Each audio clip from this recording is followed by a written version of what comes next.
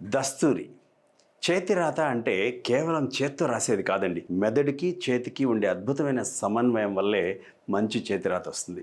మీ మెదడులో ఒక పదం ఉంది. మీ మెదడులో ఒక వాక్యం ఉంది. కానీ దాన్ని ఆ చెయ్యి అందిపుచ్చుకొని ఆ పెన్నుతోనో, పెన్సిల్‌తోనో కాగితం మీద సరిగ్గా రాయగలగాలి అంటే చేతికి కొన్ని రకాల వ్యాయామాలు కావాలి.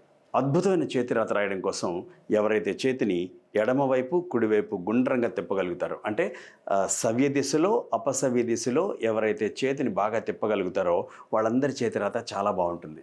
ఎడమ చేతి వాటం ఉండేవాళ్ళు ఎడమ చేతిని ఇలాగా ఎడమవైపుకి కుడివైపుకి సున్నా ఆకారంలో, కుడి చేతి వాటం ఉండేవాళ్ళు కుడి చేతిని చేతి భాగం వరకే అంటే ఇంతవరకు మాత్రమే, ఈ భాగం కదలకుండా ఇంతవరకు మాత్రమే ఎడమ వైపుకు కుడివైపుకు ఇలా 2-3 నిమిషాలు చేయగలిగితే చేతి కండరాలు చాలా చాలా సునాయాసంగా తిరిగి అద్భుతమైన చేతిరాతకు ఉపక్రమిస్తాయి.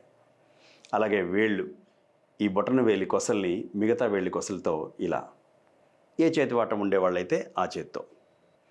అలాగే ఒక నీళ్ల సీసా, ప్రత్యేకించి చిన్నపిల్లలు ఈ నీళ్ల సీసాని ఈ మూతని చూడండి, నేను ఇలా ఊడదీసినప్పుడు నా చెయ్యి అపసవ్య దిశలో ఇలా చక్కగా తిరుగుతుంది. అంటే సి అనే అక్షరం రాయడానికి లేదా ఓ అనే అక్షరం రాయడానికి, ఎప్పుడైనా ఇటువైపు నుంచి స్మాల్ డి రాయడానికి చాలా ఉపక్రమిస్తుంది.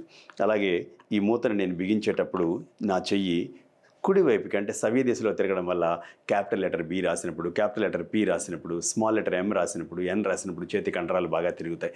ఇవే కాకుండా తాళం వేయడం, తాళం తీయడం, గడి పెట్టడం, గడి తీయడం, ఇలా చేతిని కుడివైపుకి ఎడమవైపుకి తిప్పే దైనందిన కార్యక్రమంలో ఉండే పనులు ఎవరైతే బాగా చేయగలుగుతారో వాళ్ళందరూ మంచి రాత రాయగలుగుతారు.